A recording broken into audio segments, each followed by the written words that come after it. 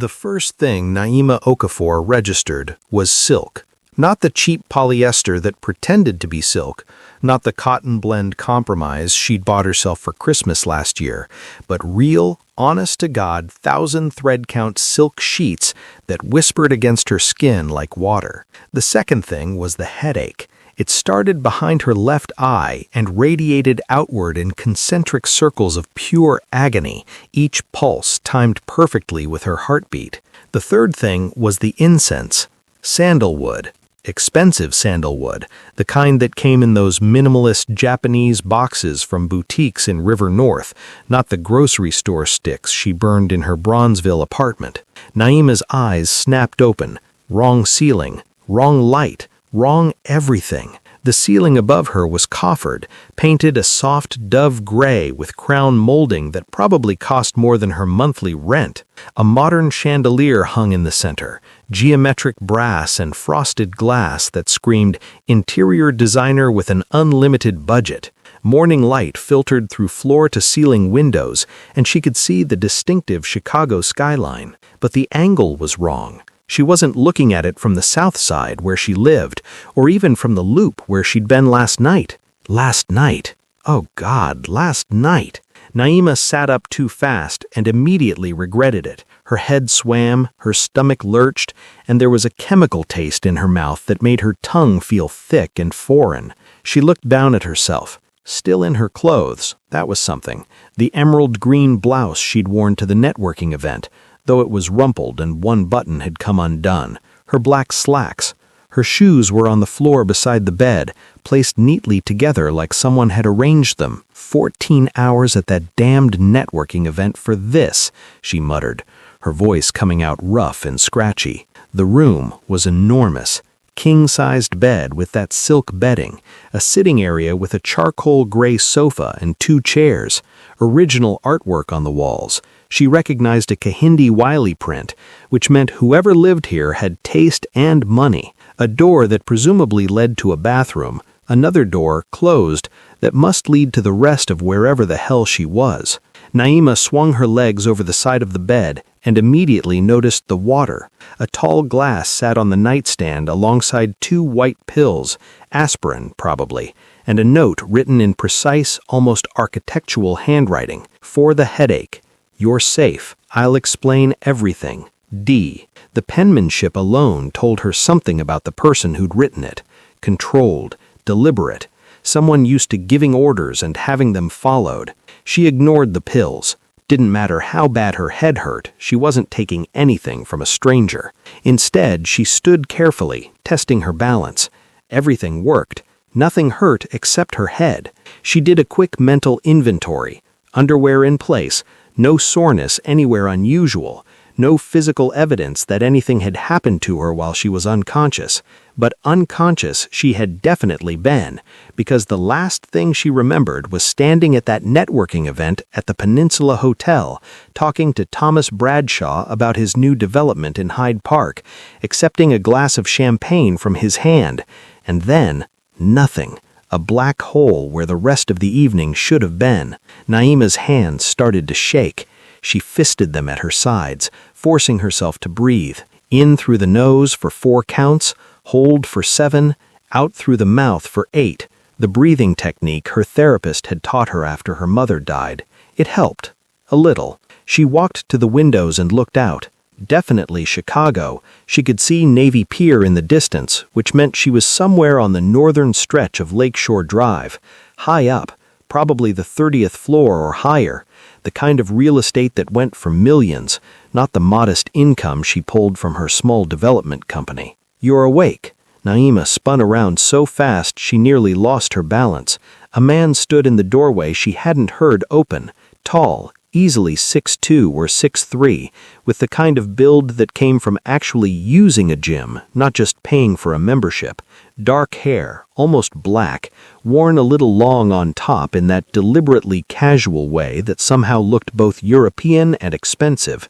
Sharp cheekbones, strong jaw, and eyes that were an unsettling pale gray, like winter ice. He wore black slacks and a white dress shirt with the sleeves rolled to his forearms, no tie, late 30s, maybe 40, and he was looking at her with an expression she couldn't quite read. Concern? Assessment? Something else entirely. "Who the hell are you?" Naima demanded, proud that her voice came out steady and cold. "Where am I? What happened last night?" The man stepped into the room, but stopped several feet away, as if he understood that getting too close would make her bolt. Smart, because she was already calculating distances. Window to door, door to elevator, her chances of making it to the street in her bare feet. "My name is Dante Volkov," he said. His voice was deep, with the barest trace of an accent she couldn't place. Russian, maybe? "You're in my penthouse on East Lakeshore Drive, and as for what happened last night, someone drugged you." The room tilted. "1 cocaine," Dante continued, his pale eyes never leaving her face. "1 glass of champagne. That's all it takes with the right dose of Rohypnol." Naima's hand went to her throat automatically. "I was roofied?" "Yes." "By who?" "Thomas Bradshaw." The name hit her like cold water. Thomas Bradshaw, the real estate developer she'd been courting for months, trying to get him to look at her proposal for affordable housing development in Bronzeville. The man who'd seemed genuinely interested in her work, who'd invited her to that networking event specifically to introduce her to potential investors. The man whose champagne she'd accepted because he was Thomas fucking Bradshaw. And you didn't say no to men like that if you wanted to get ahead in this business. "That's not... he wouldn't..." She stopped, because of course he would. How many times had she ignored that little voice in the back of her head that said something about him was off? How many times had she smiled through his hand on her lower back, his comments about how striking she looked, his suggestions that they have dinner somewhere private to discuss business? Yes, he would, Dante said quietly, and he did. "Where is he now?" The question came out flat. Dangerous. Northwestern Memorial. Private room. Broken jaw, 3 broken ribs, concussion. Naima stared at him. "You put him in the hospital?" "I did." "Why?" Dante moved then, walking to the window to stand beside her. Not touching, not crowding, just present.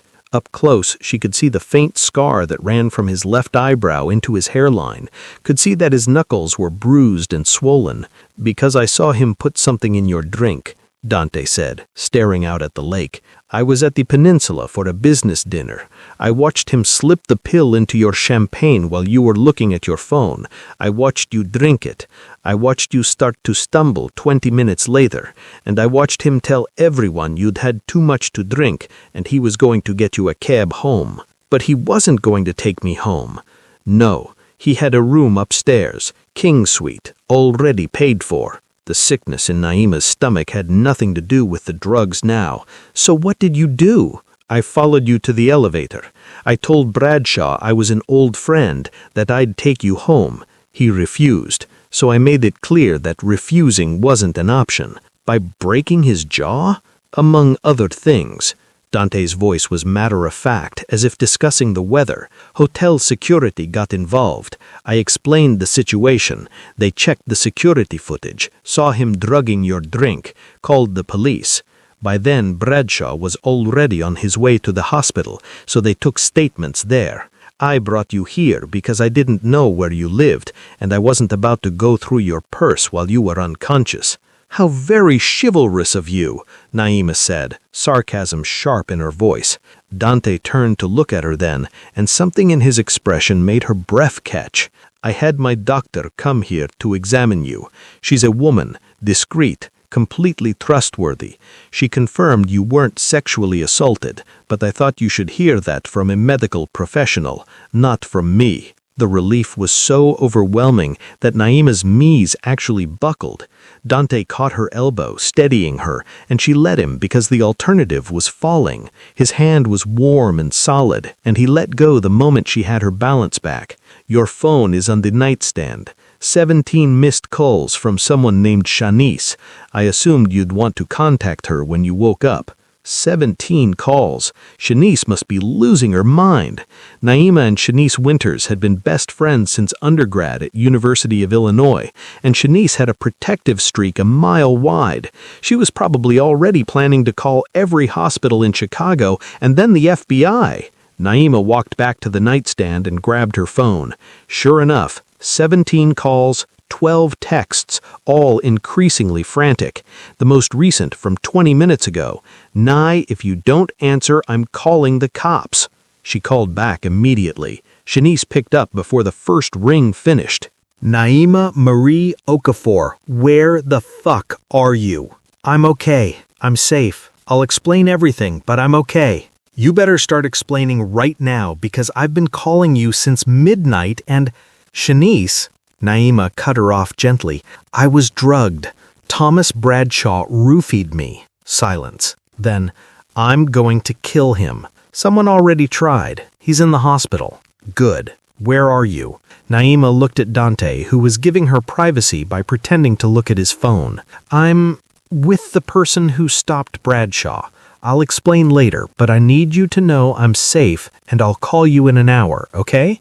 1 hour, I promise." She hung up before Shanice could protest further, turned back to Dante, who was watching her with those unsettling gray eyes. "Why did you help me?" she asked. "You don't know me. We're strangers." For the first time, emotion flickered across Dante's carefully controlled face. Pain. Old pain. The kind that had scarred over but never quite healed. "I had a sister," he said quietly. "Amaka. She died 3 years ago. Suicide. Because men like Thomas Bradshaw think women are things they can use and discard." He paused. "I couldn't save my sister, but I could save you." The grief in his voice was so raw, so genuine, that Naima felt her defensive walls crack just a little. She knew that kind of loss, carried her own ghosts. Her mother, worked to death by a system that didn't care. Her father, dead in a car accident when she was 16. The weight of being the only one left, the only one carrying the family name forward. "I'm sorry about your sister," she said softly. Dante nodded once sharply, as if physically cutting off the emotion. Back to business. "You should know the police will probably want to talk to you. Bradshaw's lawyer is already trying to spin this as a misunderstanding, but the security footage is pretty damning. Your choice whether you want to press charges." "I do," Naima said immediately. "Absolutely I do." "Good." Dante pulled a business card from his pocket and handed it to her. Heavy cardstock, embossed lettering. Dante Volkov, Import-Export Specialist. A phone number. Nothing else. "The detective handling the case is Maria Rodriguez. She's expecting your call. Tell her I gave you her number." Naima took the card, her fingers brushing his for just a moment. Import-Export. A slight smile, more shadow than substance. "I bring things into the country. Sometimes I take things out. It's all very legitimate." The way he said legitimate made it clear it absolutely was not.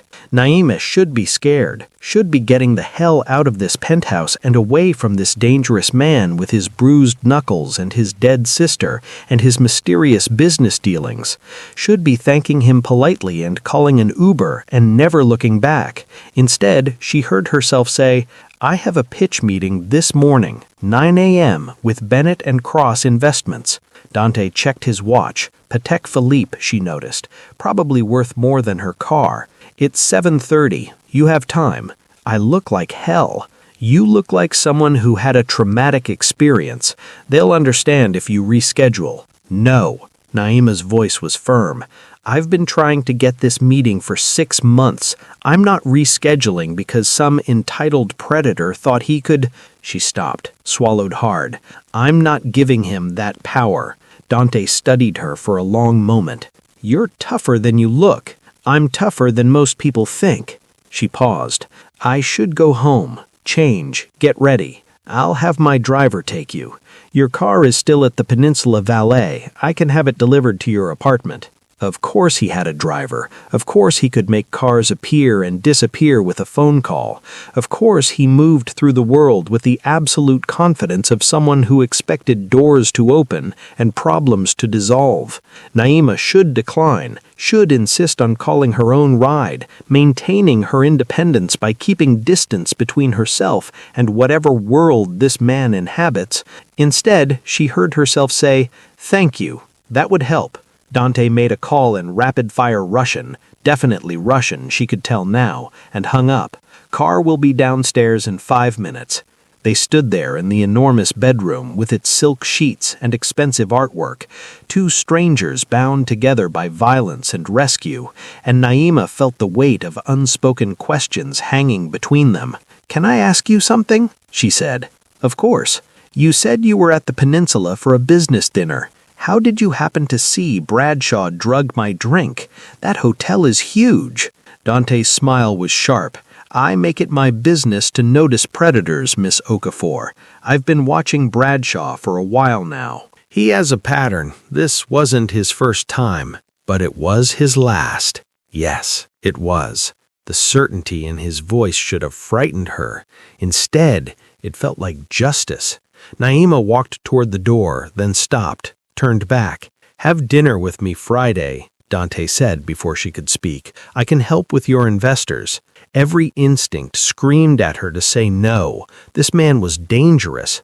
Whatever business he was in, it wasn't the kind that came with a 401k and dental insurance. He'd put someone in the hospital. Justified or not, that spoke to a capacity for violence most people never accessed. And the way he'd said he'd been watching Bradshaw suggested connections and resources that existed well outside legal boundaries. "Friday," Naima heard herself say. "7 p.m., Mizuki. It's public, it's crowded, and I'll meet you there." Dante's smile widened, genuine this time.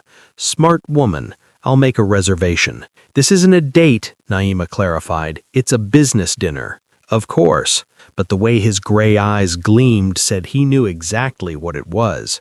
Naima left the bedroom, found her way through the ridiculous penthouse, all marble and modern art and windows overlooking the lake, and rode the elevator down to where a black Mercedes waited with a silent driver who opened the door without a word.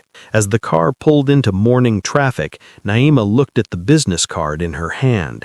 Dante Volkov, import-export specialist, a man who noticed predators, a man who broke jaws to protect strangers, a man with dead sisters and expensive taste and connections she couldn't begin to map. She should throw the card away. She should forget this ever happened. She should show up to her meeting, press charges against Bradshaw, and go back to the exhausting, endless work of building her business one rejection at a time. Instead, she slipped the card into her wallet, right next to her business license and the photo of her mother she carried everywhere, and wondered exactly what kind of trouble she'd just agreed to. Friday, 7 p.m., Mizuki. What the hell was she doing? The conference room at Bennett and Cross Investments smelled like furniture polish and old money. Naima sat in one of the leather chairs, probably Italian, probably worth more than her monthly income, and watched the receptionist's smile freeze into something brittle and artificial the moment she'd introduced herself. "Ms. Okafor?" the young white woman had said, her voice dripping with that particular brand of professional condescension Naima knew all too well. "They're running a few minutes behind. Can I get you anything? Water? Coffee?" Translation: "We weren't expecting you to actually show up. We certainly weren't expecting you to look like that." Naima smiled her coldest business smile, the one that never reached her eyes. "I'm fine, thank you." Now she sat alone in the conference room, her presentation materials arranged precisely on the table in front of her, and tried not to think about the fact that 4 hours ago she'd woken up in a stranger's bed after being drugged by a man she'd trusted, tried not to feel the ghost of silk sheets against her skin, or the chemical taste that still lingered, despite the 3 cups of coffee and obsessive teeth brushing she'd subjected herself to once she got home. Shanice had been waiting in her apartment. Naima had given her a spare key years ago, pacing like a caged tiger. "Tell me everything," Shanice had demanded, "and then tell me where Thomas Bradshaw lives so I can finish what this Dante person started." Naima had told her, all of it. The champagne, the blackout, waking up in the penthouse, Dante's explanation, the doctor's examination, Bradshaw in the hospital with a broken jaw. Shanice, who was 5'3" of pure righteous fury, had gone absolutely still. He roofied you. Yes, that motherfucker roofied you and was going to... She couldn't even finish the sentence. But he didn't, Naima had said firmly, because Dante Volkov stopped him. This Dante, Shanice's eyes narrowed. What do we know about him? Import-export specialist, has a penthouse on Lakeshore Drive, drives a Mercedes, lost his sister 3 years ago to suicide after she was sexually assaulted. That's about it. Import-export specialist, Shanice repeated flatly. Nye, that's code for criminal. I know. And you have dinner with him on Friday? I know that too. Shanice had stared at her for a long moment. You're really going? I saved him, Shan. Bradshaw would have... She couldn't even say it out loud. I owe him at least a dinner. You don't owe him anything. He did what any decent human being should do. Except most decent human beings don't put predators in the hospital. Shanice hadn't had an answer to that. Now, sitting in this conference room with its view of the Chicago River and its leather chairs that cost more than most people's monthly rent, Naima forced herself to focus. She'd showered until her skin was raw, put on her best navy suit, the one she saved for important meetings, and done her makeup with extra care to hide the exhaustion. Her natural hair was pulled back in a sleek bun. Diamond studs in her ears, fake but good fakes. The whole armor of professional black womanhood, designed to make white people comfortable while radiating enough competence to be taken seriously. The door opened. 3 men walked in, and Naima stood automatically, extending her hand. Ms. Okafor. The first man was mid-50s, silver hair, expensive suit. Andrew Harrison, senior partner. He shook her hand with the kind of grip that was just firm enough to avoid being offensive, but not quite warm. Thank you for coming in. Thank you for the opportunity, Naima replied smoothly. The second man was younger, early 40s, with the soft build of someone who'd played lacrosse in college and hadn't exercised since. Kenneth Bolton, junior partner. His handshake was weak and slightly damp. Good to meet you. The third man was Vietnamese-American, close to her age, with sharp eyes and a firmer handshake. David Nguyen, associate partner. Ms. Okafor, I've been looking forward to this. They all sat. Naima opened her tablet, pulled up her presentation, and launched into the pitch she'd practiced 50 times. Gentlemen, thank you for your time. I know you're busy, so I'll get straight to it. 3 years ago, I completed my first development project, South Shore Commons. 32 units of mixed-income housing in South Shore. The project came in 8% under budget and 6 weeks ahead of schedule. Our ROI was 32% in the first year, and occupancy has remained at 98% with a waiting list of 47 families. She clicked to the next slide, which showed photos of the building. Modern design, community garden, happy residents. South Shore Commons wasn't just about profit, though the profit was substantial. It was about proving that you can do well by doing good, that affordable housing doesn't have to mean cutting corners or creating ghettos. It means smart design, community investment, and treating residents with dignity. Another click.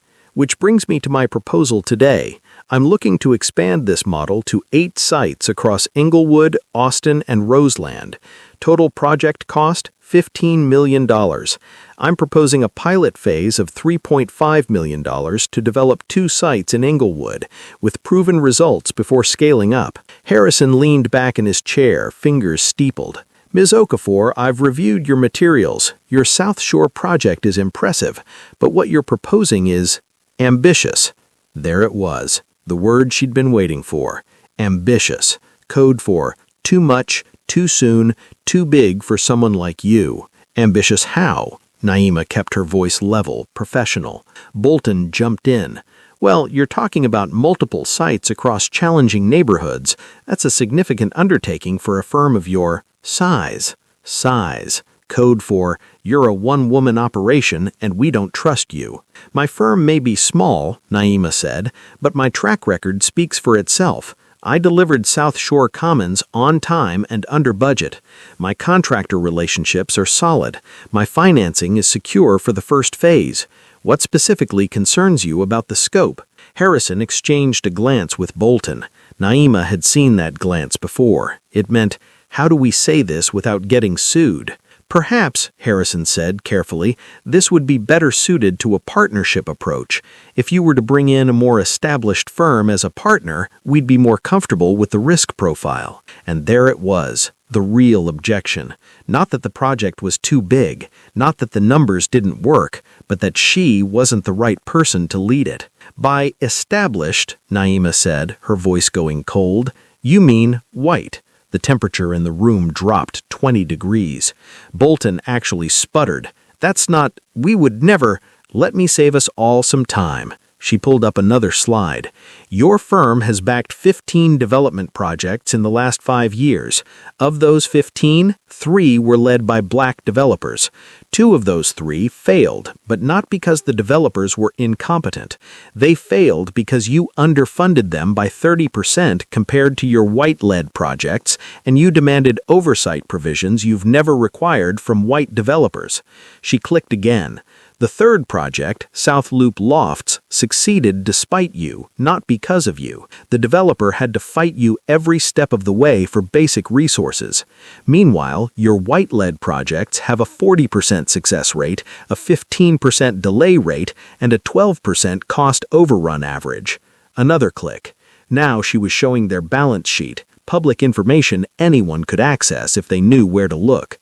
So, when you tell me I need an established partner, what you're really saying is that you don't trust a black woman to manage a $3.5 million project, despite the fact that I've already proven I can deliver better results than most of your current portfolio. Nguyen, who'd been silent this whole time, made a noise that might have been a suppressed laugh. Harrison's face had gone red. Miss Okafor, I think you're mischaracterizing our concerns. Am I? Naima leaned forward. Then tell me this. Would you make the same partnership requirement if I were Andrew Williams from Williams Development or Marcus Chen from Chen Enterprises, both of whom have comparable track records to mine, both of whom you've funded without requiring them to dilute their ownership? Silence. That's what I thought. Naima stood, gathering her materials with precise, controlled movements. Gentlemen, I came here because I thought Bennett and Cross had evolved past the kind of casual racism that holds back good projects for bad reasons. I was wrong. You don't need what I'm offering more than I need you. You need it more. Because while I'll find funding elsewhere, you'll keep backing mediocre white developers and wondering why your returns are average. She walked toward the door, then stopped and turned back. One more thing. When my Inglewood project breaks ground in 6 months with different investors, and when it comes in under budget and ahead of schedule just like South Shore Commons, and when the trade publications write about it, because they will, I'll make sure they know that Bennett and Cross passed because you couldn't see past the color of my skin. Have a good day. She walked out, head high, spine straight, and didn't let herself shake until she was in the elevator. Then her hands trembled, her breath came short. Because walking away from Bennett and Cross meant walking away from legitimacy, from the kind of backing that would have made every future pitch easier. It meant going back to the grind of hunting for investors who'd actually see her, actually trust her, actually give her a fair shot. But it also meant she hadn't compromised, hadn't accepted their racist bullshit, hadn't made herself smaller to fit into their comfortable boxes. Her mother's voice echoed in her head. Never beg anyone for what you've earned, baby. Never. The elevator reached the lobby. Naima walked out into the weak October sunshine and pulled out her phone to call Shanice. 2 hours later, they sat at Lou Malnati's on State Street, working their way through a deep-dish pizza loaded with sausage and peppers. Naima had recounted the meeting word for word, and Shanice had listened with the intensity of a lawyer building a case, which made sense since Shanice was a civil rights attorney who spent her days suing people exactly like Harrison and Bolton. They're going to regret that, Shanice said, taking a massive bite of pizza. When your project succeeds, they're going to look like idiots. If my project succeeds, Naima corrected. I need funding, Shan. Bennett and Cross were my best shot at institutional backing. Then you find non-institutional backing, private investors, family offices, people who actually give a shit about community development. Those people want lower returns. They want mission over profit. So you show them they can have both. Shanice pointed at her with a fork. You've already proven the model works. South Shore Commons is making money hand over fist. You just need to find investors who aren't so locked into traditional thinking that they can't see the opportunity. Naima wanted to believe her. Wanted to think that somewhere out there was a pool of money just waiting for a smart black woman with a proven track record and a vision for transforming neglected neighborhoods into thriving communities. But she'd been in this business long enough to know better. Money wanted safe. Money wanted established. Money wanted people who looked like the people who already had money. You know what kills me? Naima said quietly. I'm so tired, Shan. Tired of being twice as good for half the recognition. Tired of walking into rooms and seeing the exact moment people decide I'm not worth their time. Tired of having perfect financials and solid plans and proven results and still having to fight for every meeting, every conversation, every chance. Shanice reached across the table and squeezed her hand. I know, sis. God, I know. They sat in silence for a moment. Two black women who'd spent their entire adult lives fighting to be seen, to be heard, to be taken seriously in spaces that were never designed for them. Then Shanice's expression shifted to something more calculating. So, tell me about the mystery man who saved you. Naima had known this was coming. His name is Dante Volkov. That's literally all I know beyond what I already told you. And you're having dinner with him Friday. Yes. Girl! Shanice sat back in her chair. Are you insane? He's literally a criminal. So are half the real estate developers I pitched to, Naima shot back. At least he's honest about it. At least he doesn't pretend to be legitimate while screwing over communities and cooking books and bribing inspectors. That's a hell of a rationalization. Is it? He saved me, Shanice. Bradshaw was going to... She stopped, swallowed. He was going to rape me. And Dante Volkov stopped him, put him in the hospital for it. That's more than the law would have done. You know as well as I do that even with security footage, Bradshaw would have walked. His lawyers would have made it go away. But now he's got a broken jaw and everyone knows what he tried to do. Shanice was quiet for a long moment. As a civil rights attorney, she'd seen too many cases where the justice system failed survivors. Too many predators who walked free because they had money and connections, and lawyers who knew how to work the system. Okay, she finally said, I hear you. And you're right, Dante did something good, something that needed doing. But that doesn't make him safe. Men like that, they live in a different world, a violent world. And once you're in that world... I'm having one dinner with him, Naima interrupted. One, to thank him and to see if his offer to help with investors is legitimate or just a line. That's it. Uh-huh. Shanice's skepticism was palpable. And if he's charming, if he's interesting, if he makes you feel things, then I'll enjoy the feeling for one evening and move on with my life. Sure you will. Naima's phone buzzed. She looked down and her breath caught. Unknown number. How did the meeting go? She knew who it was immediately. There was only one person who'd be asking about her morning. It's him, isn't it? Shanice leaned forward. What's he saying? Naima showed her the screen. How does he have your number? He probably has access to every piece of information about me he wants. Import-export specialist, remember? That means connections, resources. She typed back. They passed, said I needed more experience. The response came within seconds. Their loss. Send me your business plan. Naima stared at the message. Shanice stared at her, staring. Don't you dare, Shanice warned. He said he could help with investors. He also said he's in import-export, which we both know is code for something illegal. The development world is already corrupt, Shan. At least with Dante, I know what I'm getting into. Do you? Do you really? No, she didn't. She knew almost nothing about Dante Volkov except that he had money and connections and a dead sister and a capacity for violence that should terrify her, but somehow didn't.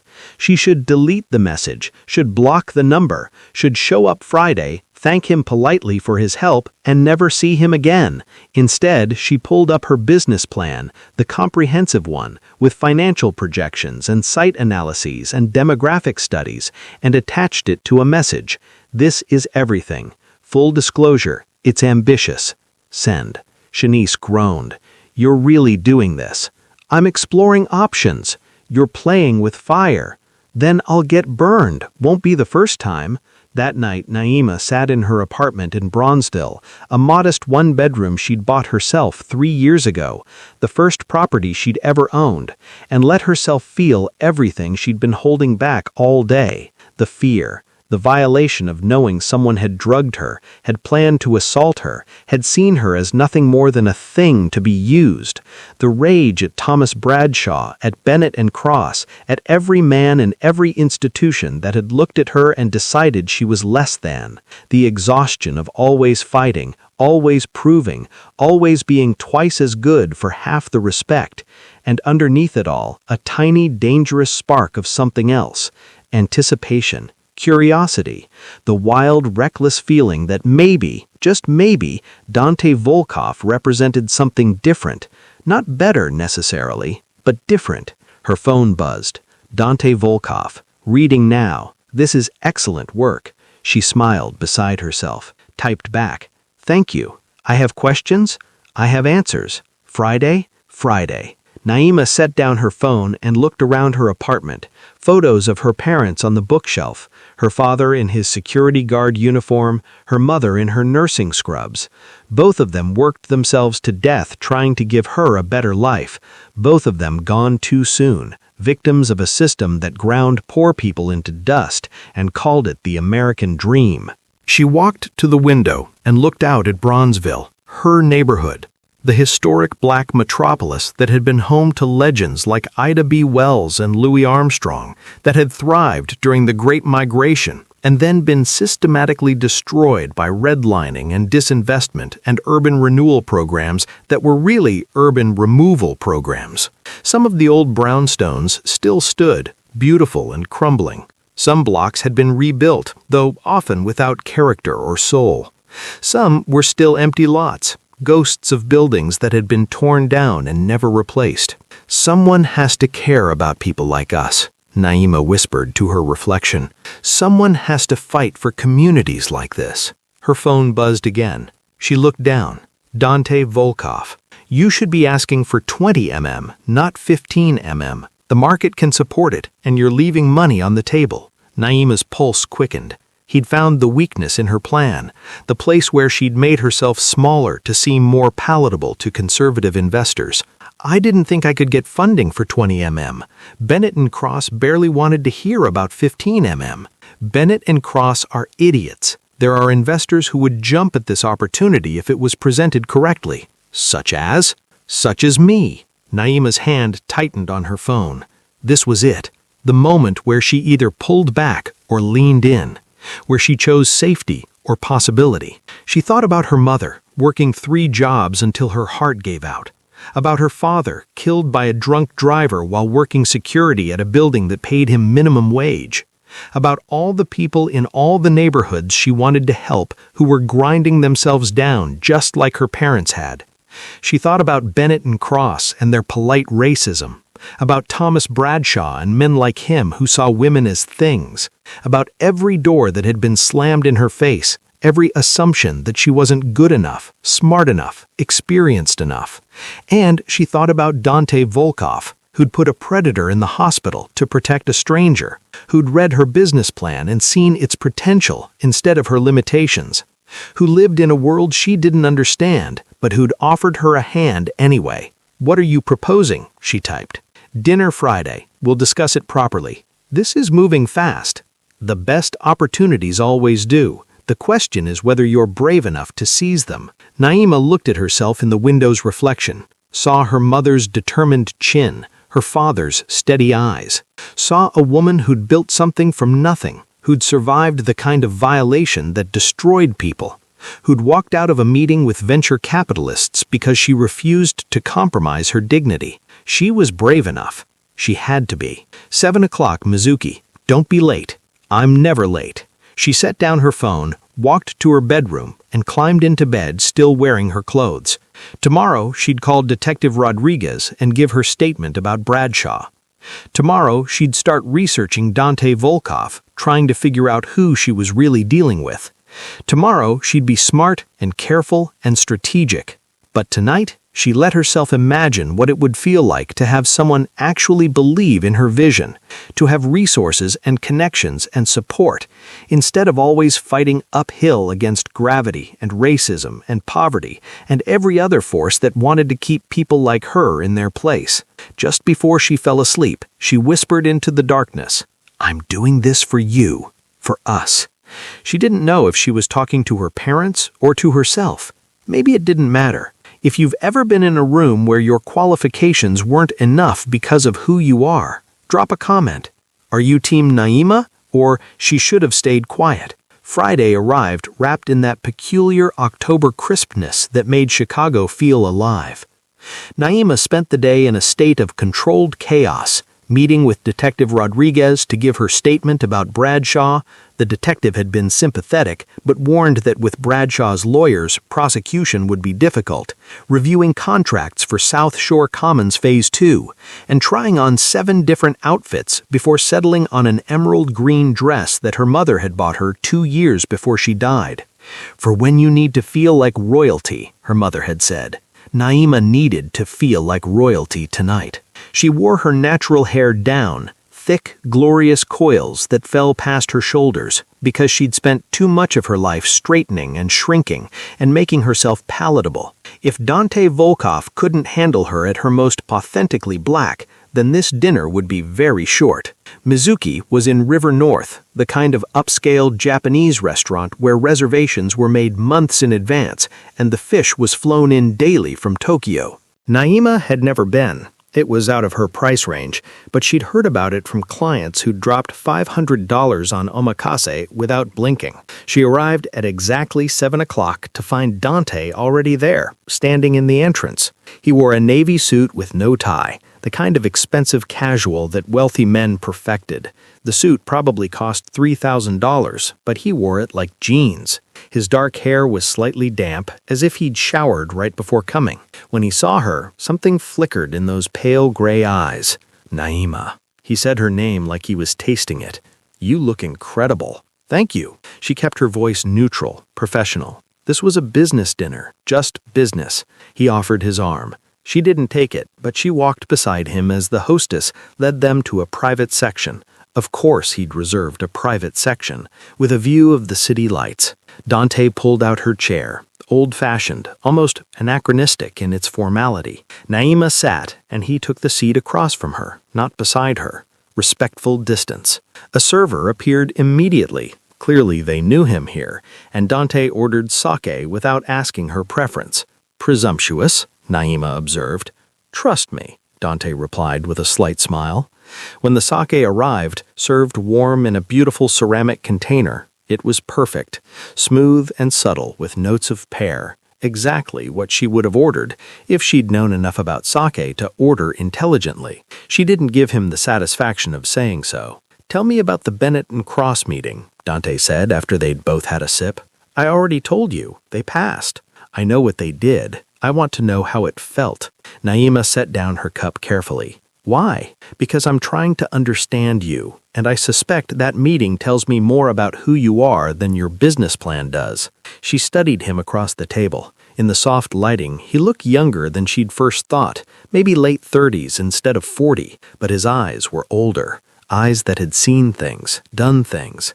The scar through his eyebrow was more visible up close, a thin white line that suggested a story he probably wouldn't tell. "It felt," Naima said slowly, "like it always feels, like no matter how perfect my pitch is, no matter how strong my numbers are, there's a moment where they decide I'm not worth the risk, and the decision has nothing to do with my competence and everything to do with their comfort. You called them out. I walked out. Even better, Dante leaned forward. You showed them exactly what they'd lost. That takes courage. Or stupidity. They were my best shot at institutional funding. They were never going to fund you, Dante said bluntly. Men like Harrison, they don't invest in people who make them uncomfortable. And you make them very uncomfortable. Because I'm black? Because you're brilliant in black, and you don't apologize for either. That's threatening to people who've built their entire identity on being the smartest person in the room. The server arrived with the first course, delicate sashimi arranged like art on a rectangular plate. Naima kicked up her chopsticks and selected a piece of tuna that melted on her tongue. Tell me about the business plan, Dante said. Why Englewood and Austin and Roseland? Why not somewhere easier? Because easy doesn't need me. Naima set down her chopsticks. There are plenty of developers willing to build luxury condos in Lincoln Park. But Englewood, Austin, Roseland, these are neighborhoods the market has abandoned. These are communities where my mother worked herself to death because she couldn't afford to live anywhere better. So this is personal. Everything is personal. Anyone who tells you business isn't personal is lying or doesn't care enough about their work. Dante smiled, a real smile this time, not the polite business version. You're undervaluing political capital. What do you mean? Your plan focuses on financing and construction, which is smart, but you're not leveraging your relationships with city council members, community organizations, religious leaders. These people can cut your costs by 20% and your timelines by months if you know how to work with them. Naima leaned back. I'm listening. Take Englewood. Who's the alderman? Stephanie Miller, 3rd Ward. And what does she care about most? Naima thought about it. Visible wins. She's up for re-election next year, and her district has seen a lot of disinvestment. She needs projects that show results fast. Exactly. So you go to her with your first Englewood site, and you offer her something she can campaign on. Community groundbreaking, local hiring requirements, partnerships with neighborhood organizations. You make her look good, and in exchange, she streamlines your permitting process, connects you with tax incentive programs, maybe even gets you infrastructure improvements the city was planning anyway. That's actually brilliant. It's how development works when you stop thinking too small. I'm not thinking small. You're thinking scared, Dante interrupted, but his voice was gentle. You're so busy proving you belong that you're not asking for what you deserve. You should be demanding tax abatements, infrastructure support, expedited reviews. You should be making the city grateful you're investing in these neighborhoods instead of asking permission to help. Naima felt something shift in her chest. Because he was right. She'd spent so much time trying to make her projects palatable, trying to minimize risk for investors, that she'd forgotten she was offering something valuable. She wasn't asking for handouts. She was bringing jobs and housing and economic development to areas everyone else had written off. How do you know all this? She asked. My business involves moving things across borders, Dante said, which means I need to understand regulations, politics, relationships. The same principles apply whether you're importing luxury cars or building affordable housing. It's all about knowing who has power and what they want. The second course arrived, grilled fish with a miso glaze that made Naima close her eyes in appreciation. Tell me about your sister, she said when she opened them. Dante's expression shuddered immediately. For a moment she thought he wouldn't answer. Amaka, he finally said. She was my half-sister, different fathers. My mother was from Nigeria, came to Chicago in the 80s. She married my father, a Russian immigrant who had connections to, let's call them businessmen. He taught me the trade. But Amaka's father was Nigerian too, a professor. Amaka was brilliant, full ride to Northwestern, studying medicine. What happened? A boy at a party, a rich boy whose father was important. He drugged her drink, raped her in his dorm room, and when she tried to report it, the university protected him, said there wasn't enough evidence, suggested maybe she'd been drinking, maybe she'd changed her mind after the fact, maybe she was confused. Dante's hands were flat on the table, knuckles white. She killed herself 3 months later, jumped off a parking garage near campus, left a note that named him, described exactly what he'd done.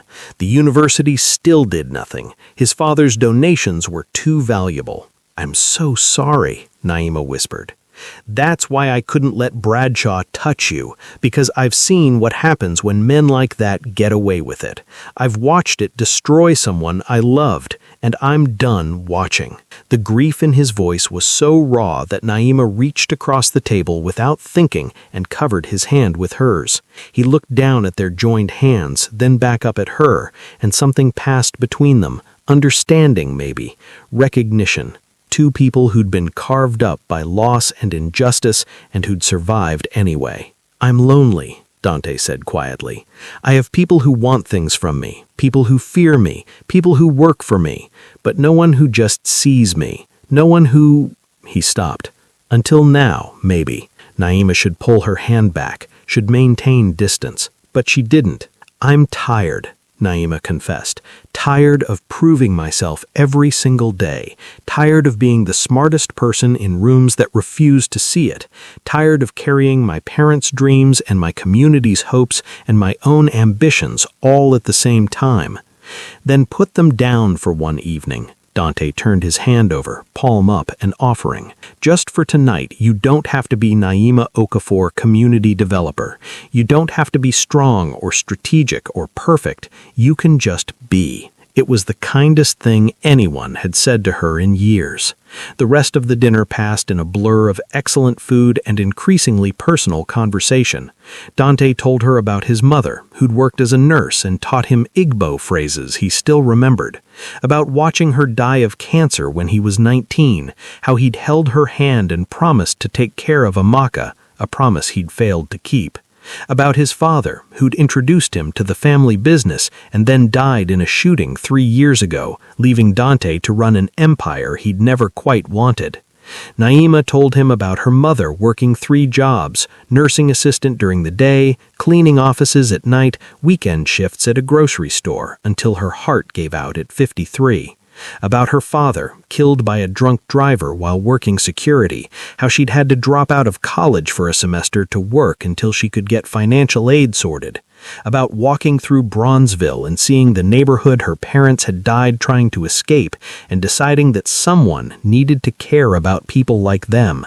"The system killed them," Naima said, "as surely as if someone had pulled a trigger, and everyone acts like that's just how things are, like poverty is natural instead of created, like there's nothing we can do. But you're doing something, trying to. When people let me." Dante signaled for the check, which he wouldn't let her see but she assumed was astronomical. They walked out into the cool October night, the Chicago skyline lit up like a promise around them.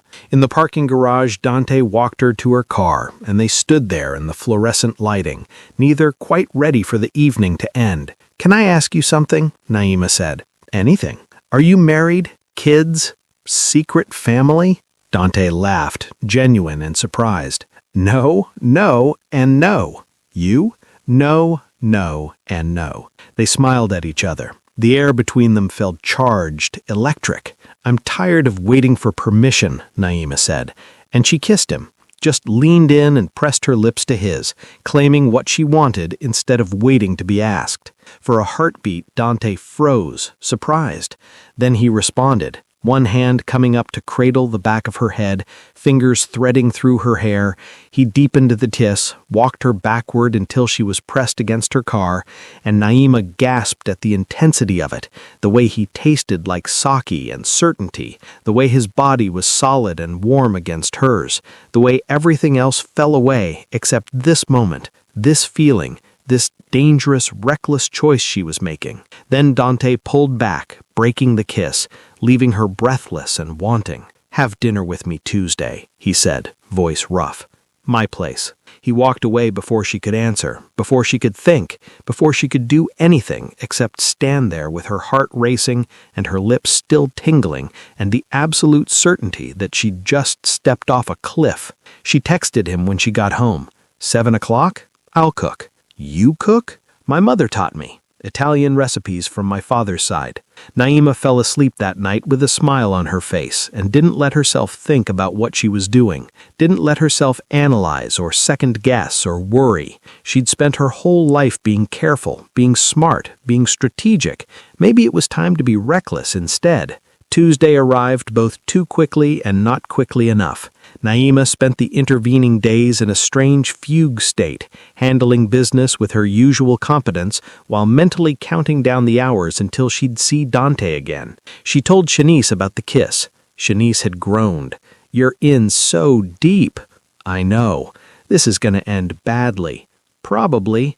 But you're doing it anyway. Definitely." Now Naima stood outside Dante's building at 6:55 p.m., wearing jeans and a silk blouse because he'd said casual, carrying a bottle of wine because her mother had raised her right. The doorman recognized her from last week and simply nodded her through to the elevator. The penthouse doors opened before she could knock. Dante stood there in jeans and a t-shirt, the first time she'd seen him in anything approaching casual, and he looked younger, more relaxed.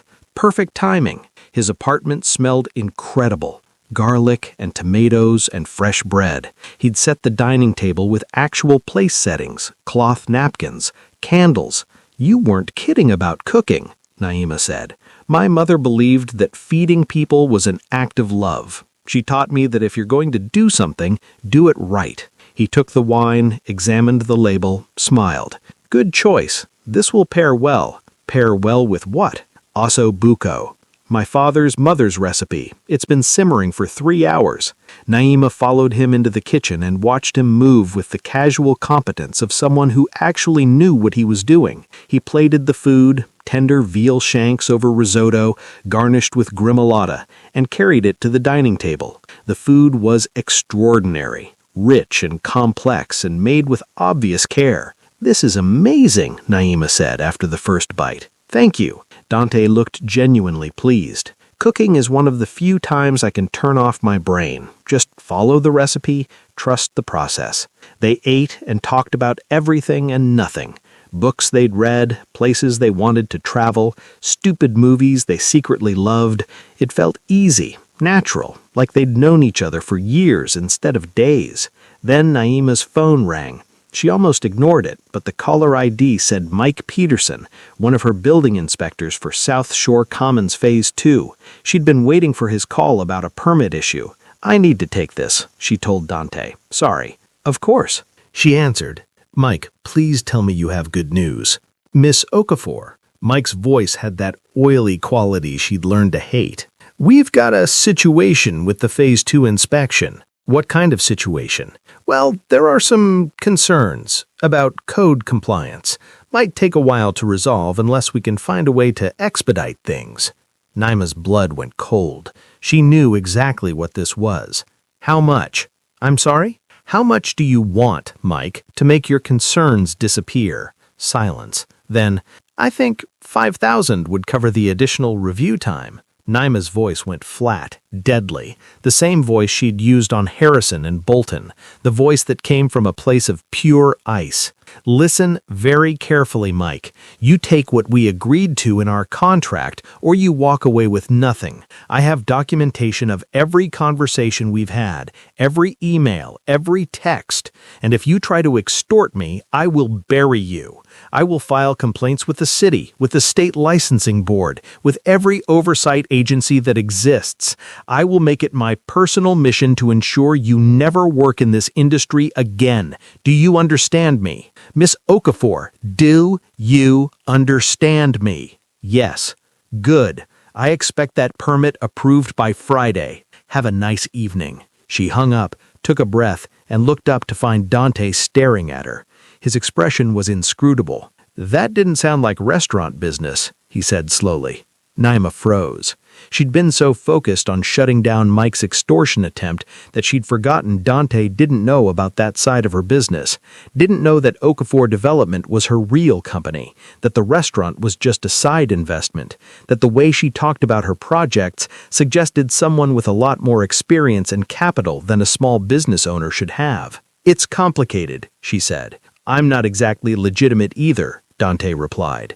He stood, walked to his bar, poured 2 glasses of whiskey, handed her one. "You run more than a restaurant, don't you?" Naima took the whiskey, drank it in one swallow, felt the burn all the way down. "I run Okafor Development," she admitted. "The restaurant is just one of my properties. I buy buildings in underinvested neighborhoods, renovate them, create mixed-use spaces, affordable housing on top, commercial on the bottom, community anchors, the kind of development that actually helps people instead of just extracting profit. South Shore Commons is mine. So are 3 other properties in Bronzeville and 2 in South Shore. The Englewood project is my next expansion. Dante's lips quirked. You lied to me. You lied first. Import-export specialist? What do you really do? He laughed, a sound without humor. I told you I move things across borders.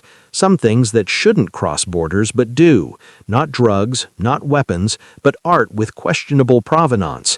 Jewelry that might have been stolen. Cars that might not have all their paperwork in order. I connect wealthy people who don't ask questions with beautiful things they shouldn't be able to have. So you're a smuggler. I prefer logistics specialist. It sounds better on business cards. Despite everything, Naima laughed.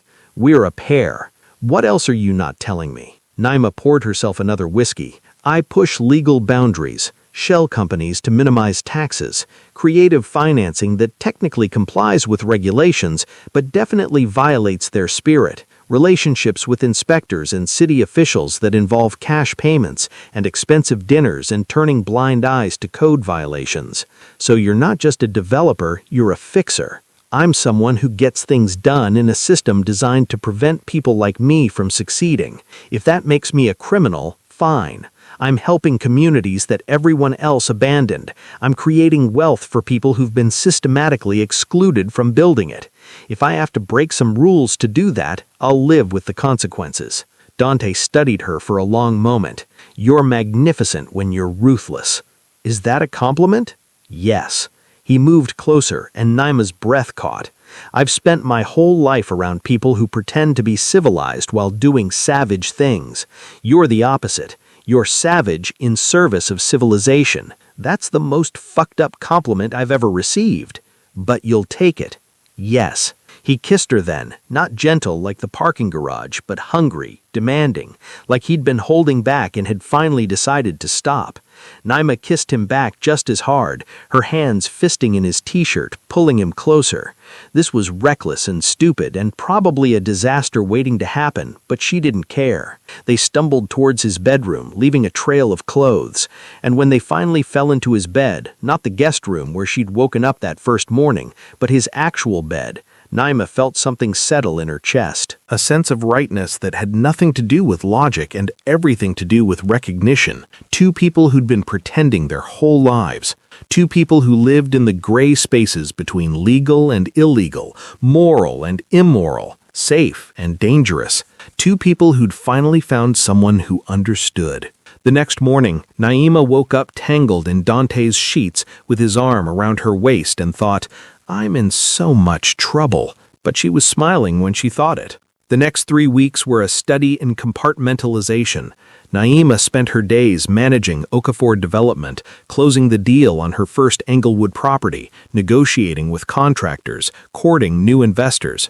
She spent her evenings with Dante, in his penthouse or her apartment, learning the contours of his life the way you learn a new language, cautiously at first, then with growing fluency. She learned that he was meticulous about his coffee, grinding beans fresh every morning and brewing in a French press, that he spoke Russian when he was angry and Igbo when he was sad, that he had nightmares about his sister and woke up reaching for a gun he kept in his nightstand, that he played piano beautifully, hauntingly, late at night when he couldn't sleep. He learned that she organized her life in color-coded spreadsheets and lists, that she talked to her dead mother when she was stressed, full conversations in her empty apartment, that she had a sweet tooth she tried to hide, and that chocolate-covered strawberries made her absolutely shameless, that she carried guilt about every decision she'd made after her parents died, wondering if she'd honored their sacrifices or squandered them. They were careful.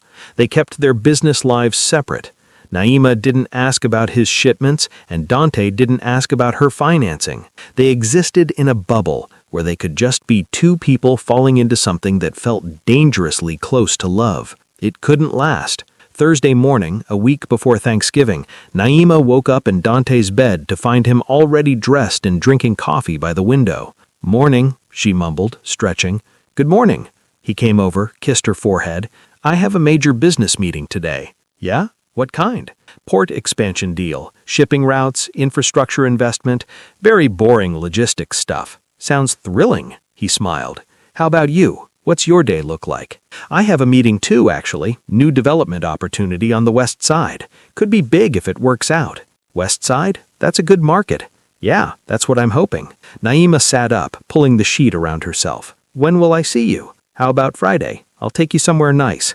"Define nice." "Somewhere that requires a dress." "I can work with that." They kissed goodbye, both heading into their separate days, neither realizing they were heading toward the same meeting. At 2 p.m., Naima arrived at a neutral office building in the West Loop. The meeting was about a major mixed-use development opportunity, retail, office space, and residential all in one complex, the kind of project that could transform a neighborhood and generate serious returns. She'd been invited by a development consortium looking for partners with community development expertise. She was the only black person in the waiting room. Again. Naima checked her reflection in her phone. Navy suit, hair in a professional twist, minimal jewelry. Armor on. Ready for battle. The receptionist called her in. The conference room was large, with a view of the Chicago skyline and a table that could seat 20. 6 people were already there, and Naima's stomach dropped when she saw who one of them was. Maxwell Grant. Maxwell Grant, who ran Grant Development, one of the largest real estate companies in Chicago. Maxwell Grant, who'd been accused of discrimination 3 times and had settled out of court twice. Maxwell Grant, who was on record saying that community development doesn't belong in the private sector. He looked up when she entered, and his expression went from neutral to condescending so fast it was almost comical. "Ms. Okafor," he said, voice dripping with false surprise.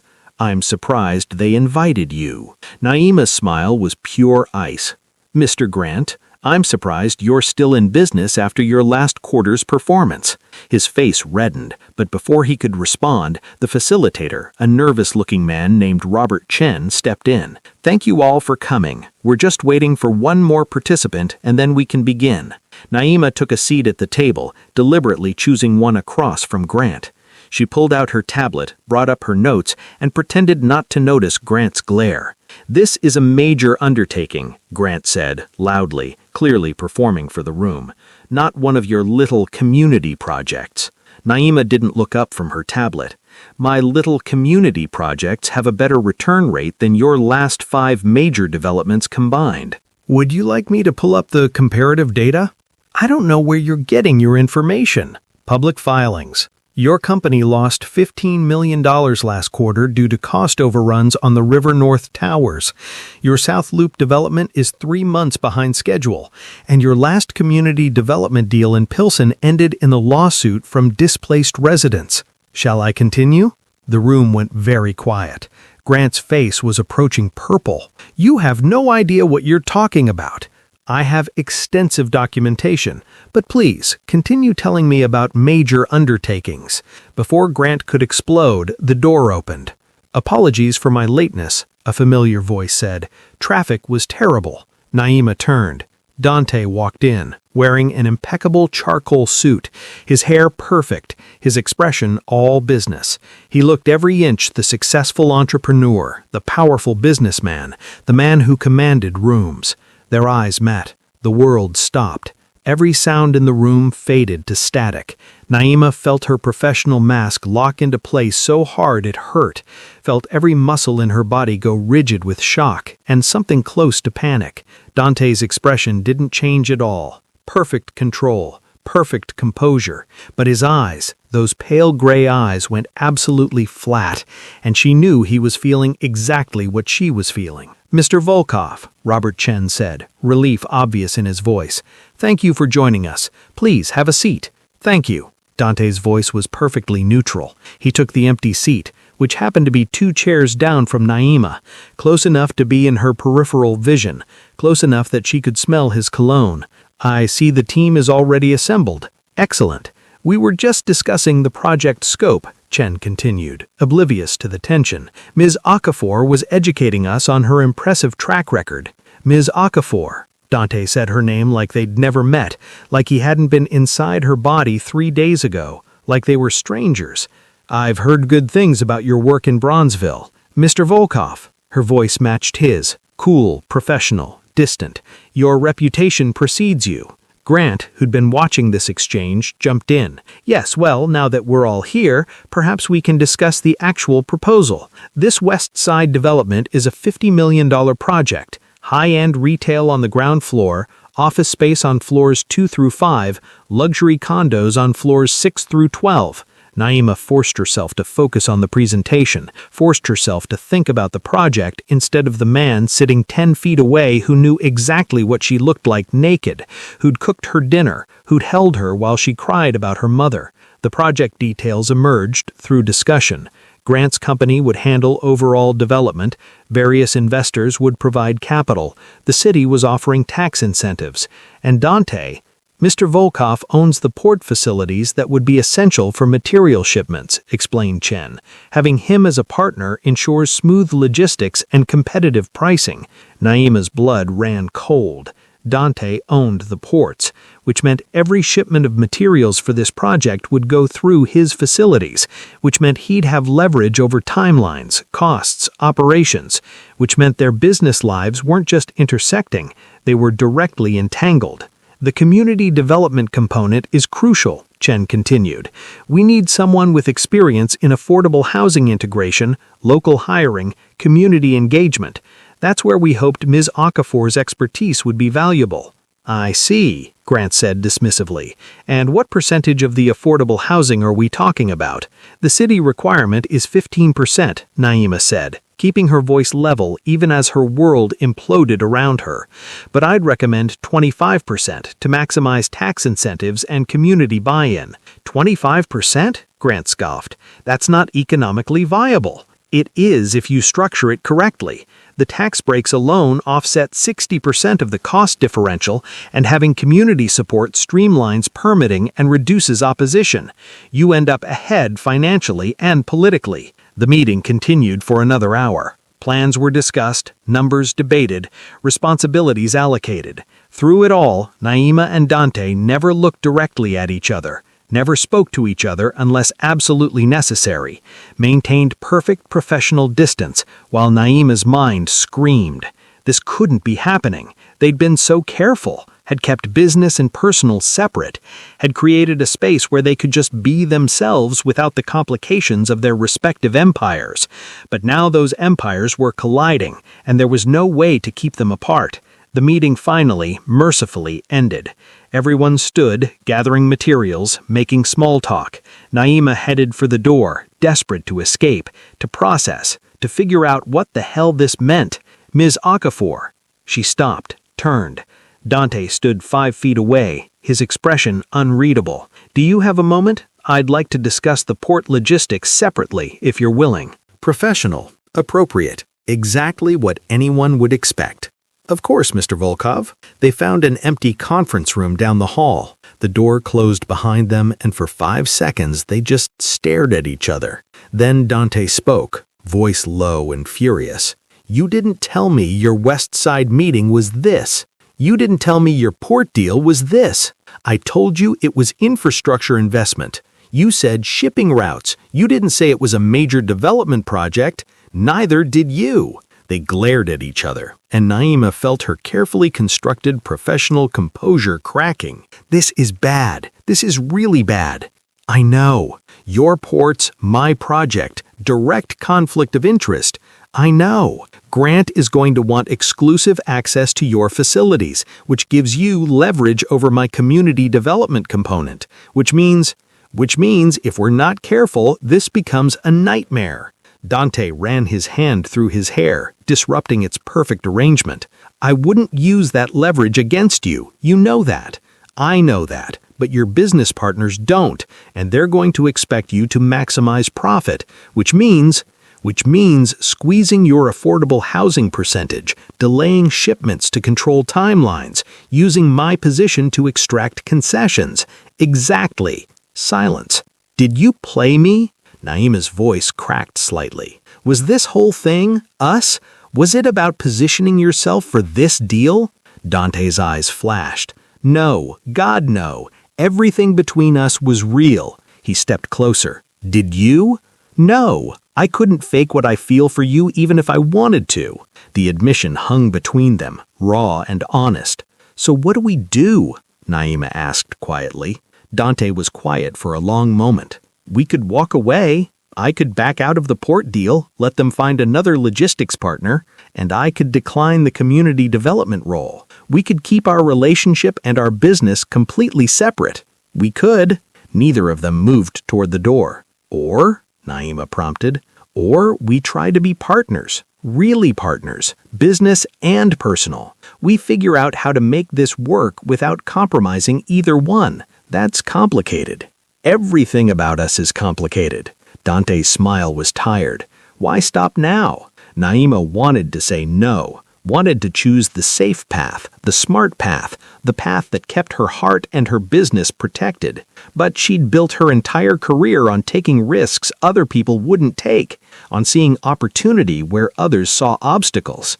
Maybe this was just another calculated gamble. Or maybe it was something more. "Okay," she said. "Partners. Business and personal." "You're sure?" "No, but I'm doing it anyway." Dante closed the distance between them and kissed her, hard and desperate and claiming. When he pulled back, they were both breathing hard. "We should get back," Naima said. "People will talk. Let them." "Dante, you're right." He straightened his tie, smoothed his hair back into place. "This stays professional in public. And in private?" His smile was dangerous.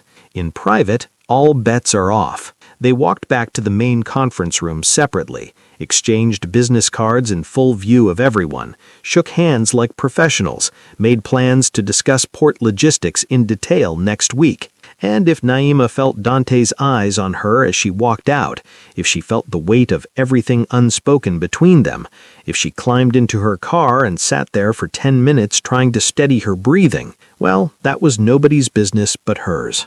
Don't forget to like and subscribe to Love and Tension for stories that don't pull punches. Would you choose love or safety? Drop your answer below and let me know if you saw that conference room twist coming. The next 2 weeks were brutal. Naima and Dante met with lawyers, negotiated contracts, hammered out the details of the West Side development. The professional part went surprisingly smoothly. They genuinely worked well together, their skills complementary. Dante understood logistics and leverage. Naima understood community dynamics and political capital. When they stopped competing and started collaborating, they were formidable. Grant hated it. Every meeting he tried to undermine Naima, questioning her numbers, dismissing her recommendations, suggesting she was out of her depth. And every meeting, Dante and Naima dismantled his objections with cold, clinical precision. They never defended each other directly, never made it obvious they were working together. But somehow, whenever Grant attacked one of them, the other had data ready to counterattack. "The affordable housing percentage is too high," Grant insisted during week 2. "Actually," Dante said smoothly, pulling up a spreadsheet, "Ms. O'Coffer's analysis shows that 25% affordable housing maximizes our tax incentive package. We save $4.2 million over 5 years. That's significant. The timeline for community engagement is excessive," Grant tried later. "The research disagrees," Naima countered, projecting her own data. "Projects that skip community engagement face an average of 8 months of delays due to opposition and permit challenges. Mr. Volkoff's port schedule requires that we stay on timeline. Proper engagement up front saves time later." By week 3, they'd outmaneuvered Grant so completely that he'd essentially been sidelined in his own project. The consortium liked what Naima and Dante were proposing. The numbers worked, the community strategy was solid. "You're good at this," Dante told her one night at his place, celebrating the latest contract signing with expensive wine. "So are you," Naima purled into his side on the sofa. "We make a good team." "We do. Grant's furious." Grant can be furious. He's losing control and he knows it. Naima should have been more worried about that, about Grant's bruised ego and what a powerful man might do when he felt humiliated. But she was too happy, too caught up in the impossible joy of having both, the partnership she needed professionally and the connection she craved personally. Everything was running smooth. too smooth. Thursday night, the week before Christmas, Naima was at her restaurant in Bronzeville. She'd bought the small cafe 6 months ago and was slowly transforming it into a community hub. Good food, reasonable prices, local art on the walls, a space where neighbors could gather. It wasn't profitable yet, but it wasn't supposed to be. Some things were worth doing even if they didn't make money. She was in her office reviewing inventory when her phone buzzed. Dante, running behind. Meeting with potential investor ran long. Don't wait up.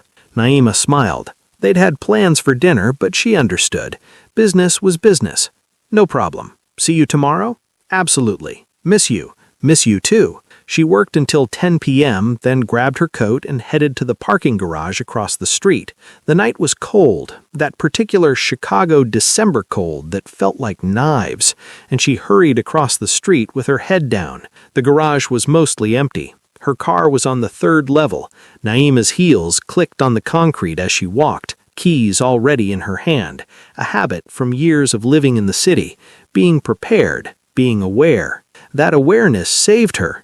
She noticed the black SUV because it hadn't been there when she'd arrived.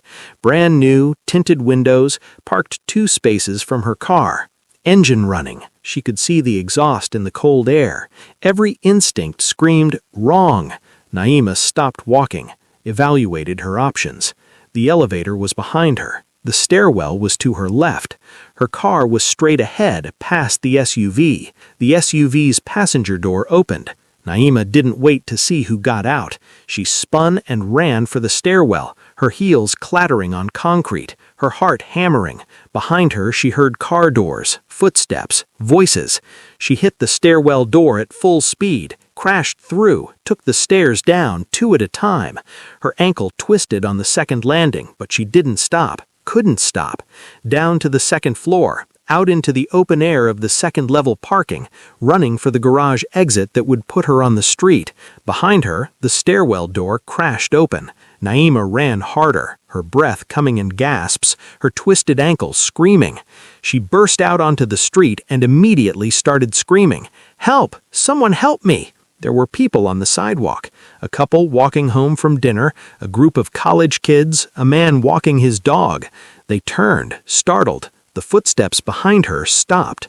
Naima kept running until she reached the couple, until she was in the middle of witnesses and lights and safety. Then she turned, gasping. 2 men stood at the garage entrance, both white, both built like linebackers, both wearing dark clothes. They watched her for a long moment, then turned and walked back into the garage. 30 seconds later, the black SUV exited the garage at speed and disappeared into Chicago traffic. "Are you okay?" the woman from the couple asked, her face concerned. "Should we call the police?"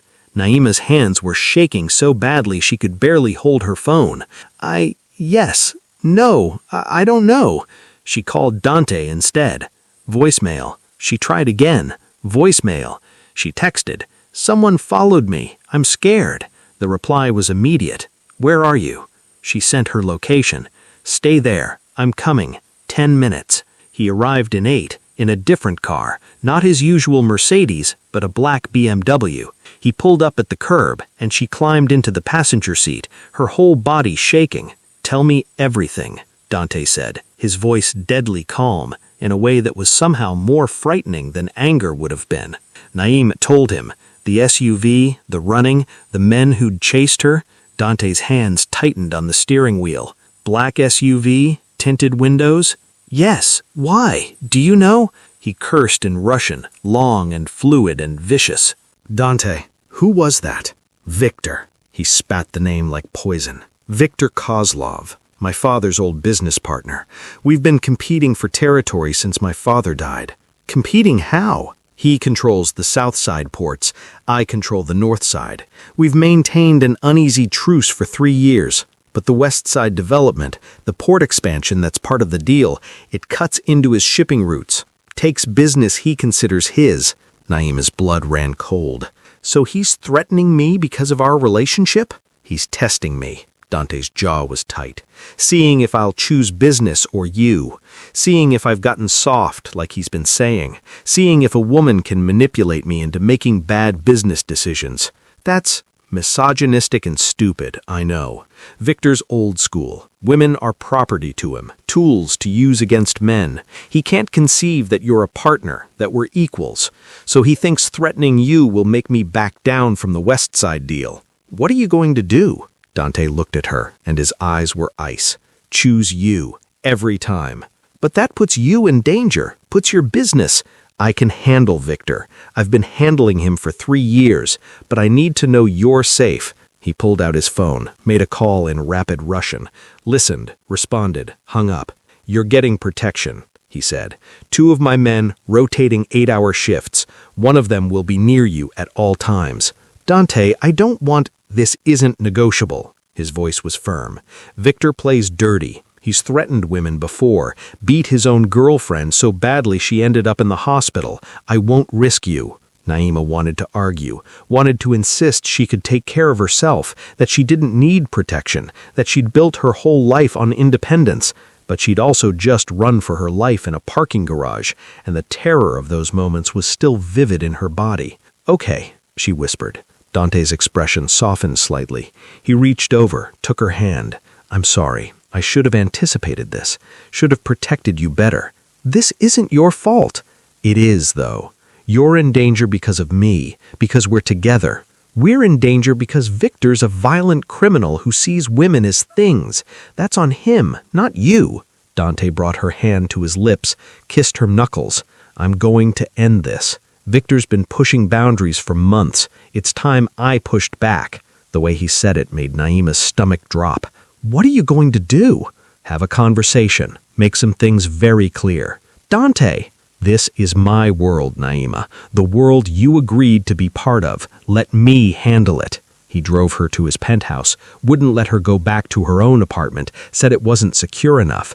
Walked her upstairs, checked every room, set the security system. Then he held her while she shook, while the adrenaline drained out of her system and left her exhausted and scared. Stay, she whispered when he started to pull away. Don't go to Victor tonight. Stay with me. Dante hesitated, then nodded. Okay, tomorrow. I'll deal with him tomorrow. They climbed into bed. Not for sex, just for the comfort of physical closeness. Naima pressed herself against Dante's chest and listened to his heartbeat and thought about the choice she'd made.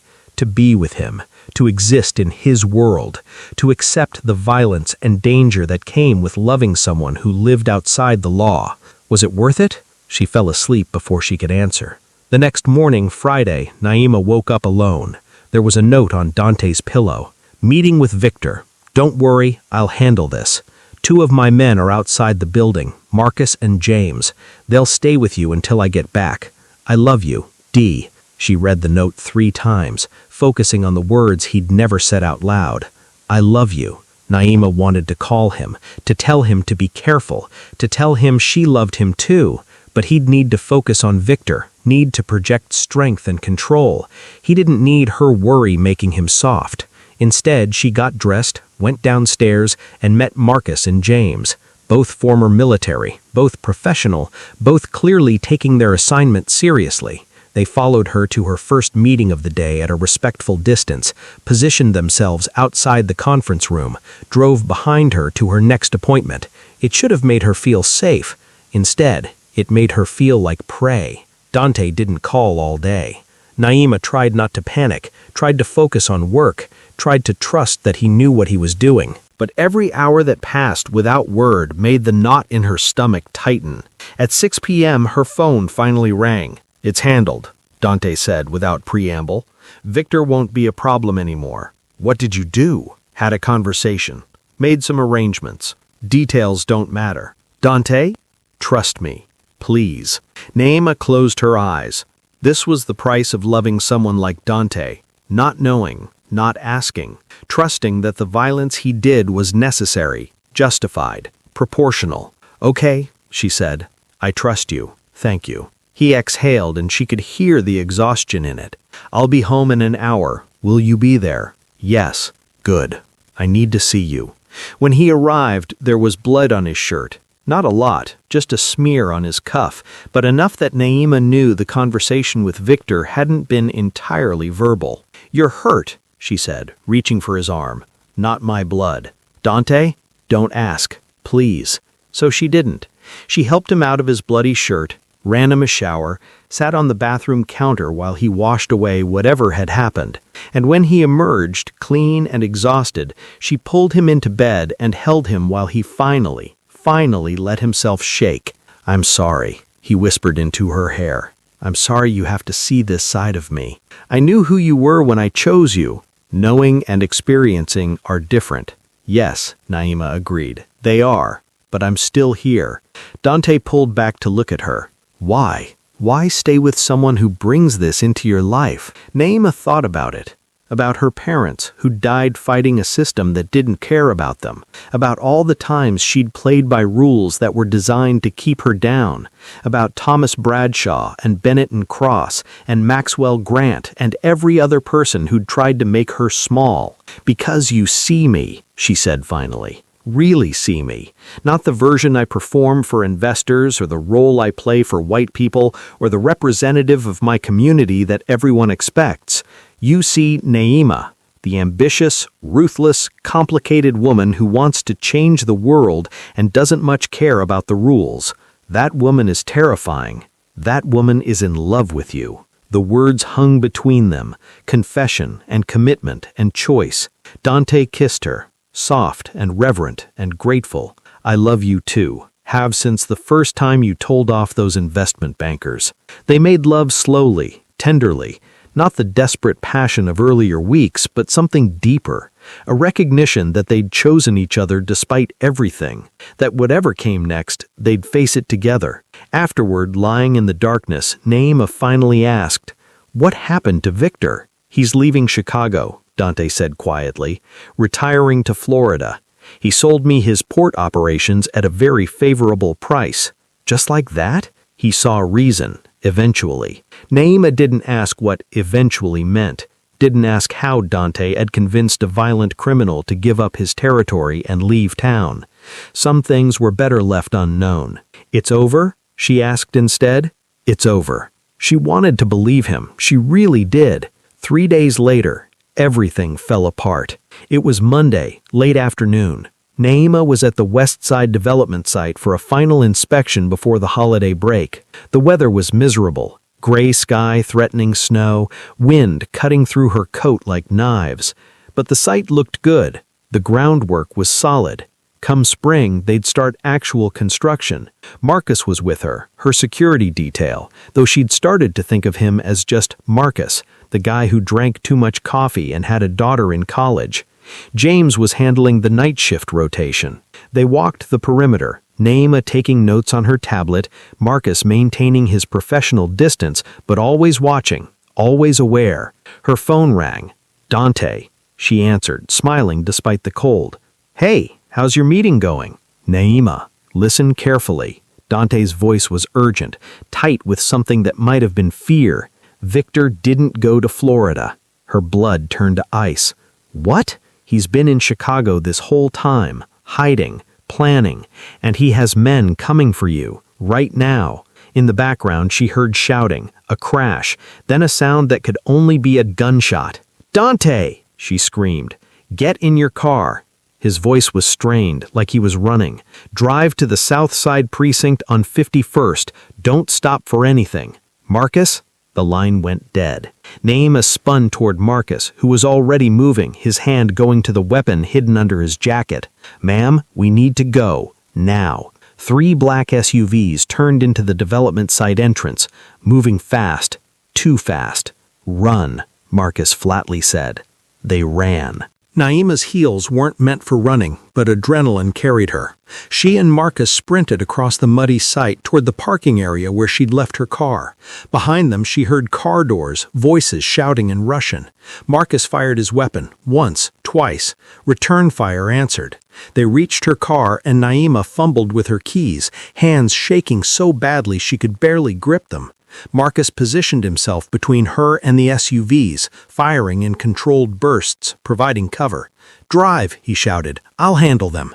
"I can't leave you. Go!" Naima jumped in her car, fired up the engine, and for one terrible moment considered staying, considered trying to help Marcus. But he was professional, trained, and she was a developer in heels with zero combat experience. She floored it. In her rearview mirror, she saw Marcus go down, saw two men grab him, saw one of the SUVs peel out after her. Naima drove like her life depended on it, because it did. She hit MLK Drive doing 50 in a 30 zone, weaving through traffic, her heart hammering so hard she thought it might explode. The SUV stayed right behind her, close enough that she could see the driver's face in her mirror. Young, white, determined. Her rear window exploded, glass sprayed the interior, and Naima screamed but didn't stop driving. They were shooting at her, actually shooting at her in broad daylight on a Chicago street. She yanked the wheel hard right, taking a side street at speed. The car fishtailed but held. Behind her, the SUV followed, clipping a parked car and sending a shower of sparks. Naima knew these streets, had grown up racing her cousins through the South Side, knew every shortcut and alley and dead end. The men chasing her didn't. She took a hard left into a residential neighborhood, streets narrow and lined with parked cars. Her smaller sedan could maneuver better than their massive SUV. She wove between cars, took turns so sharp her tires screamed, used her size advantage. But there were two SUVs now. She'd lost track of the third, but two was bad enough. They were coordinating, talking to each other, one ahead, one behind, boxing her in. Traffic light ahead turning red, cross traffic heavy. Naima made a split-second decision and floored it through the red. Cars honked, swerved, one nearly clipped her bumper, but she made it through. The SUVs got stuck at the light by cross traffic. 30 seconds of breathing room. Naima used it to think. The precinct was too far, she'd never make it, but there was construction on the Dan Ryan Expressway. Barriers, closed lanes, confusion. If she could get there, she could use the obstacles to her advantage. She merged onto the expressway and immediately the SUVs were back. They'd found her somehow, GPS tracker on her car maybe, or just knowledge of where she was heading. Rush hour traffic was heavy.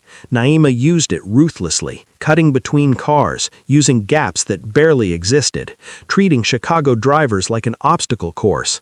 The SUVs were bigger, slower, couldn't match her agility, but they were relentless. One SUV tried to pull alongside. Naima braked hard, let him overshoot, then accelerated past while he was blocked by traffic. The driver cursed, she saw his mouth moving, and fell back. Construction zone ahead. Orange barriers, cones, lane closures, signs warning of rough pavement. Naima had driven this route yesterday, knew which lanes were actually open, which were just marked for future closure. She led the SUVs into the closed lane. They followed confidently, trusting their GPS more than their eyes. Naima swerved around the final barrier, the one that marked where the pavement actually ended, and merged back into the open lane. The first SUV didn't have time to react. It hit the barrier at 60 miles per hour. The impact was horrific, metal screaming, the SUV flipping, rolling, coming to rest on its roof 20 feet away. Naima didn't look back. One SUV left. It was still following, but more cautiously now. The driver had seen what happened to his partner, was being more careful. That caution gave Naima time to think. She couldn't keep running forever. Eventually, she'd run out of gas or make a mistake or just get unlucky. She needed to end this. Her phone rang. She fumbled for it, keeping one hand on the wheel. "Naima?" Dante's voice was rough, pained. "Where are you?" "Dan Ryan, construction zone, one SUV left." "Dante, they shot Marcus." "I know, he's alive. Ambulance is with him. Where are you exactly?" She told him. "Get off at 47th Street. Head toward the old warehouses near the port. I'm sending people." "Dante!" "Trust me, please." She took the exit, tires squealing. The SUV followed. Through surface streets now, heading toward the industrial area near Lake Michigan. The warehouses were mostly abandoned, chain-link fences and broken windows and graffiti. Perfect place for an ambush. Either she'd walked into Dante's trap for Victor's men, or she'd walked into Victor's trap for her. She was about to find out which. The SUV was right behind her now, close enough to ram. It did, once, twice. and her car lurched forward, her head snapping back. Naima gritted her teeth and kept driving. Warehouse district ahead. Empty streets, no witnesses. Her phone rang again. Naima, listen, in 30 seconds, brake as hard as you can and dive out your driver's side door. Don't think, don't question, just do it. Dante, trust me. 20 seconds. Naima's hands were slick with sweat on the steering wheel. 15 seconds. The warehouse walls rising up on either side of the narrow street. 10 seconds. The SUV right on her bumper. 5 seconds. Naima slammed on her brakes. The SUV rammed her at full speed, and the impact was massive. Her airbag deployed, smashing into her face, but she'd already released her seatbelt, already had her door open, already was rolling out onto the pavement. She hit the ground hard, skin tearing, bones jarring. Above her she heard gunfire. Not from the SUV, from the warehouses. Dante's men. Had to be. The SUV's windows shattered under concentrated fire. The driver tried to reverse, but two black cars, Dante's cars, blocked his retreat. More gunfire. The SUV's tires exploded. Then, silence. Naima lay on the pavement, bleeding and bruised, and alive. Footsteps approached. She looked up. Dante stood over her, blood on his face, his shirt torn, but alive. So alive. He dropped to his knees beside her. Are you hurt? I don't know. I don't think so. Dante, what? Victor's men. 3 teams. They came after both of us simultaneously, tried to take me out at my meeting, sent the rest after you. Marcus is stable. They shot him twice, but he'll survive. James is with him at Northwestern. Naima tried to sit up and immediately regretted it. Everything hurt. Did you? The men in the SUVs are dead. Dante's voice was flat. Victor is dead. His entire operation is done. You killed him.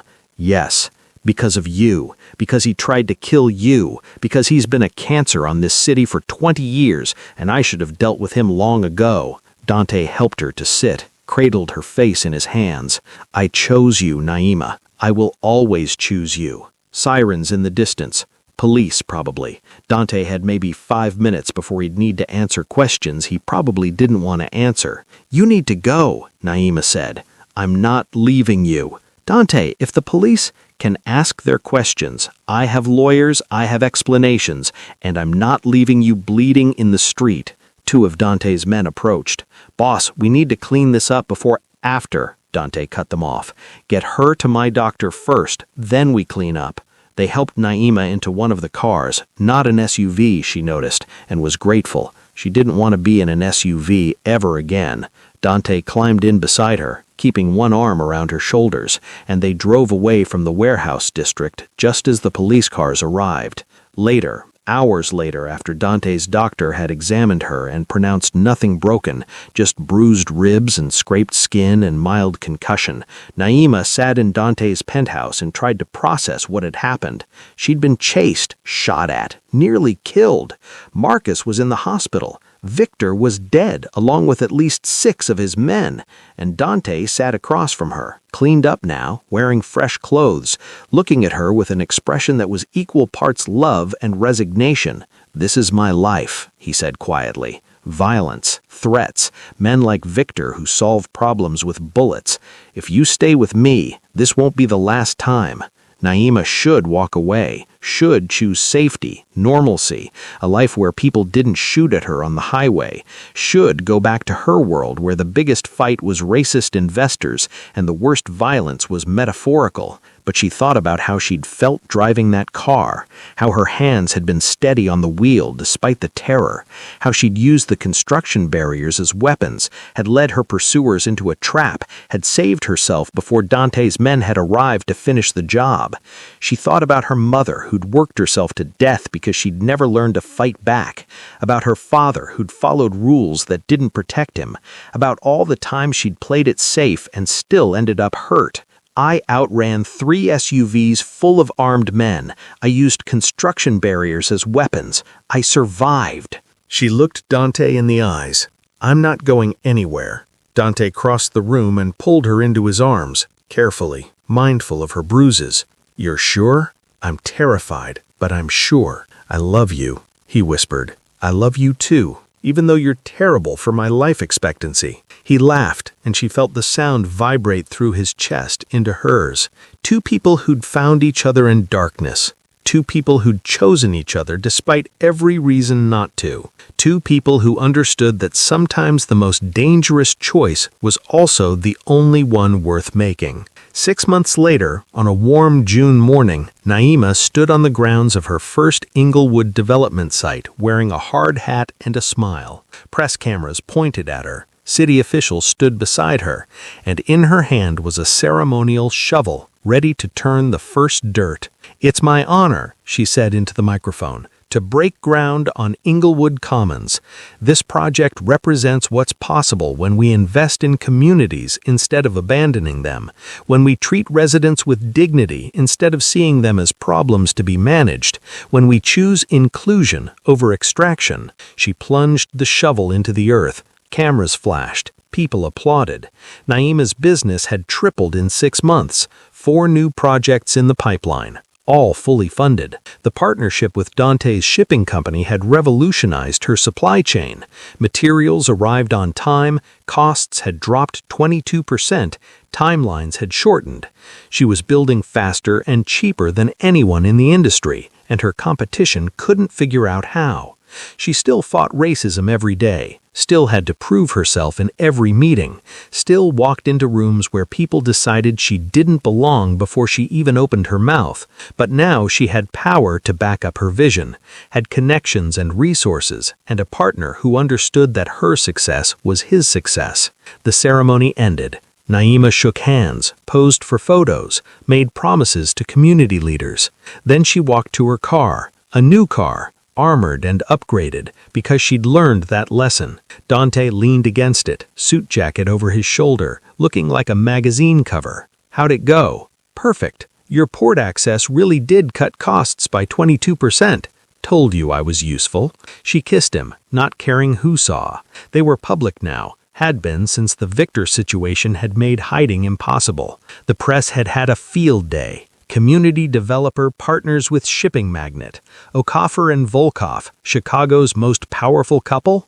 Let them write whatever they wanted. Naima had work to do. They climbed into her car, Dante driving, Naima in the passenger seat, and headed back toward downtown. A black SUV followed at a respectful distance. Marcus, fully recovered from his gunshot wounds and back on duty, he'd refused to quit, had insisted that if Miss Okafor was determined to date Chicago's most dangerous businessman, someone responsible needed to keep her alive. Naima's phone rang. Another investor, interested in her model. She answered, pitched, closed the deal in 15 minutes while Dante navigated traffic. When she hung up, he was smiling.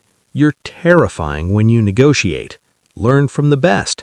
Chicago spread out before them, the city at sunset, all gold and shadow, still segregated, still unequal, still grinding poor people into dust, but also beautiful, also resilient, also full of people like Naima who refused to accept that things couldn't change.